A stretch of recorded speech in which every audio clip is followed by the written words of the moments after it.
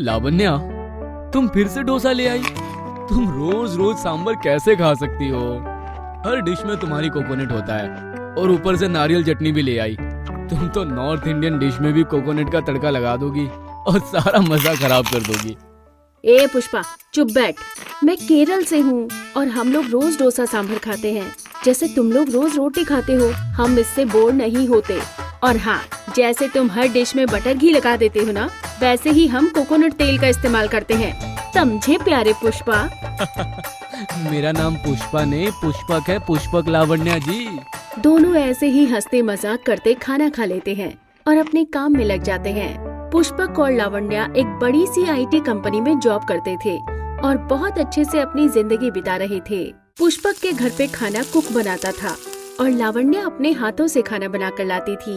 Bye Lavanya, कल मिलते हैं और कोकोनट से परहेज करना। दफा हो जाओ पुष्पा। बाय, कल मिलते हैं। पुष्पक और उसके दोस्त अपना गांव छोड़कर शहर में जॉब करते थे और किसी को भी खाना बनाना नहीं आता था। पुष्पक के घर पर कुक लगा था जो उसका और उसके दोस्तों का खाना बनाने रोज आता था और सब लड़के उसी का बनाया खाना अपने टिफिन में लेकर ऑफिस जाते थे।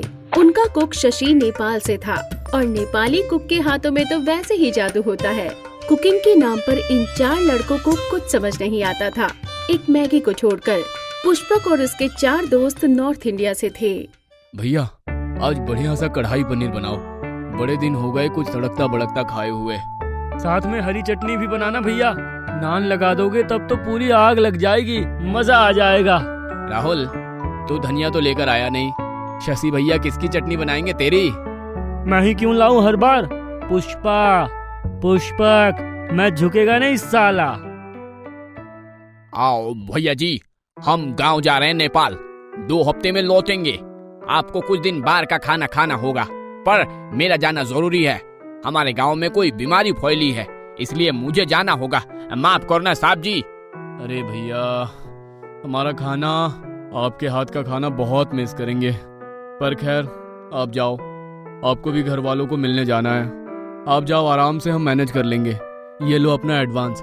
घर जाके अपने परिवार के साथ अच्छा समय बिताना और पशुपतिनाथ को हमारा प्रणाम भी बोलना। जी जी जी भैया जी, जरूर जरूर। ओके ओके भैया जी। अगले दिन लंच टाइम पर हर रोज की तरह लावण्या और पुष्पक खाने पर मिलते हैं। लावण्या अपना डोसा निकालती है और पुष्पक मैगी से भरा डब्बा निकालता है। अरे पुष्पा, आज शशि भैया नहीं आए क्या? तुम मैगी क्यों खा रहा है? ये अच्छी नहीं है सेहत के लिए। अरे शशि भैया गांव गए हैं तो कुछ मिला नहीं खाने को, तो मैं मैगी ही ले आया। थोड़े दिन की ही तो बात है, 2 हफ्ते में वो आ जाएंगे। अरे इतने दिन मैगी कैसे खाएगा? कल से मैं तेरे लिए डोसा ले आऊंगी, तू खा लेना। ऐसे मैगी या बाहर का खाना तेरे लिए ठीक नहीं है। अरे नहीं नहीं, कोई ना लावण्या, मैं खा लूंगा मैगी विद कोक, सब डाइजेस्ट कर देती है। पागल मत बन, पेट खराब हो जाएगा। 1-2 दिन की बात नहीं है, 15 दिन की बात है। मैगी तेरा सिस्टम खराब कर देगी और तू झुक जाएगा साला। कल मैं डोसा लेकर आती तेरे लिए। लावण्या अगले दिन घर से पुष्पक के लिए भी डोसा बनाकर लाती है और पुष्पक को दे देती है।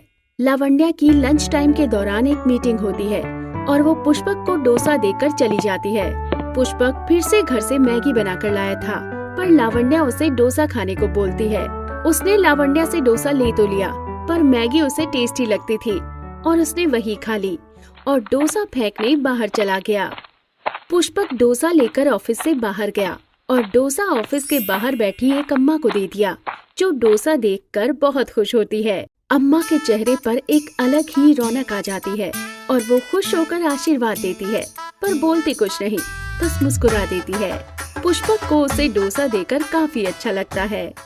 अगले दिन भी पुष्पक मैगी लेकर आता है और लावण्या उसके लिए डोसा। दोनों फिर से अलग अलग टाइम पर खाते हैं और पुष्पक मैगी खा लेता है और फिर से वो डोसा ले जाकर बाहर अम्मा को दे आता है। अम्मा हर दिन पहले से ज्यादा तंदुरुस्त और खुश नजर आने लगती है, जिसे देखकर पुष्पक भी मन ही मन बहुत खुश हो जाता है। ऐसे ही 7 दिन बीत जाते हैं और पुष्पक का पेट खराब रहने लग जाता है। यार, ये रोज रोज मैगी खा के मेरा तो पेट खराब हो गया है। मैं अब और नहीं खा सकता। तू लाइट खाना खा, जैसे चावल, दाल, डोसा। डोसा तो मैं रोज फेंक कर आता हूँ। क्यों? तुझे अच्छा लगे या ना लगे, पर तेरे लिए इस टाइम बेस्ट है डोसा। मैं तो अपने ऑफिस में रोज डोसा ही खाता हूँ। एक तो हेल्दी है और ऊपर से जल्दी पच भी जाता है।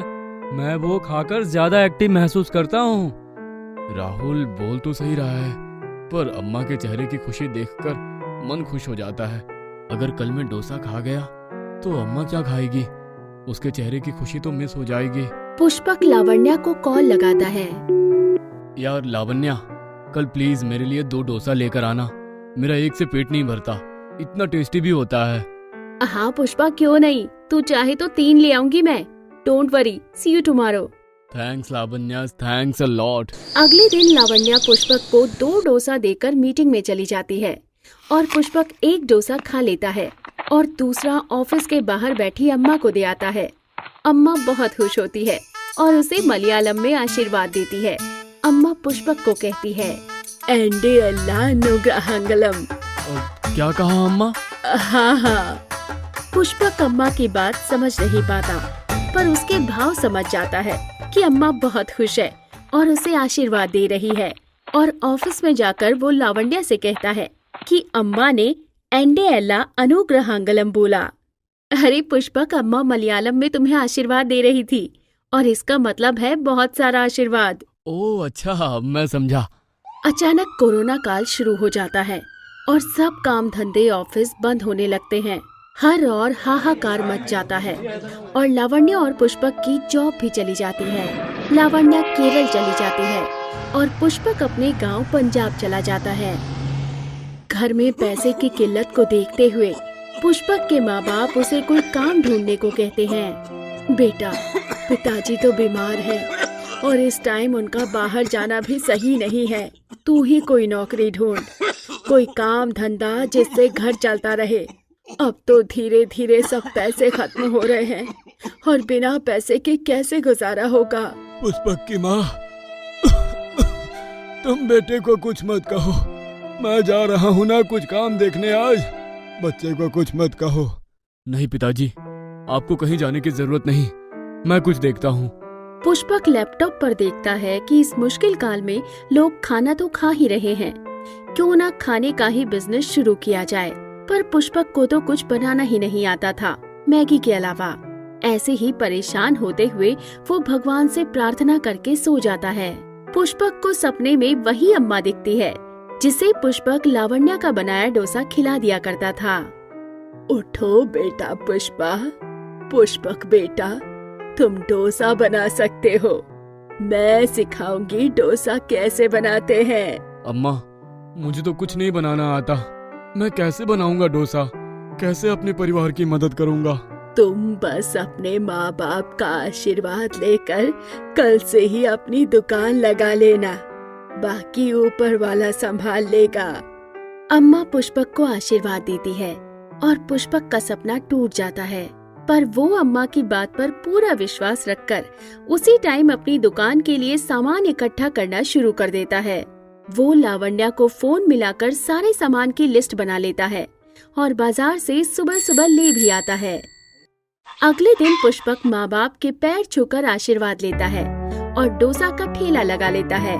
जैसे ही वो सब सामान को हाथ लगाता है, उसी समय उस सामान से डोसा सांभर बनने लग जाता है।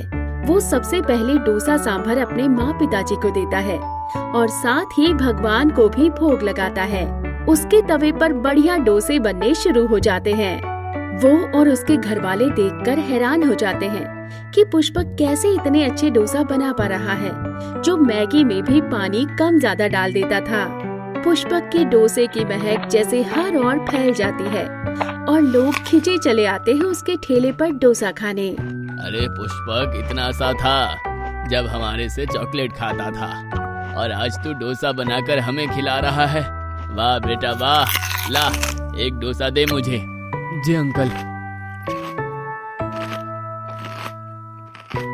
अरे वाह, ये तो जैसे जादुई डोसा है। क्या महक, क्या स्वाद, ऐसा लग रहा है जैसे साउथ इंडिया में बैठकर ही खा रहा हूँ। अरे पुष्पक, 2 डोसे देना। अभी अभी पुलिस के डंडे खाकर आया हूँ। बीबी ने भेज दिया था डोसा लाने को। अच्छा किया तूने घर के पास ही दुकान खोल ली, बढ़िया किया। सब लोग डोसा खाकर खुश हो जाते हैं और स्वाद ऐसा कि लोग उंगलियां तक खा जाए। अम्मा के आशीर्वाद से पुष्पक घर बैठकर अपने घर को संभाल पाया और कोरोना के समय में अपने परिवार की मदद भी कर पाया। पुष्पक ने लावण्या को फोन करके सारी बात बताई तो लावण्या भी हैरान रह गई। अरे वाह पुष्पा, तू तो सच में नहीं झुका रे, तूने तो कमाल कर दिया। अब नहीं लावण्या, आई एम सॉरी यार, मैंने तेरे डोसे बाहर अम्मा को दे दिए। पर यार तेरा डोसा सही में बढ़िया है। तू मुझे डोसा ना देती तो मुझे ना अम्मा मिलती और आज मेरे परिवार का क्या ही हाल होता। इट्स ओके पुष्पक, तूने मैगी खाकर जो गलत काम किया था ना, उसे तूने अम्मा को डोसा खिलाकर सही कर दिया। एंडे एला अनुग्रहांगलम, एंडे एला अनुग्रहांगलम। पुष्पक को अपनी गलती का एहसास हुआ कि उसने कभी लावण्या के डोसे की सराहना नहीं की। उसने लावण्या को धन्यवाद दिया और उसे अपने बिजनेस में साझेदार बनाया। इस कहानी से हमें सीख मिलती है कि हमें किसी की राय का, उसके खाने का मजाक नहीं उड़ाना चाहिए। हर किसी में कुछ न कुछ खास होता है। हमें दूसरों की कला और कौशल की सराहना करनी चाहिए। कभी कभी साधारण चीजें भी जादुई शक्ति रखती हैं। बस हमें उन्हें पहचानने की जरूरत होती है।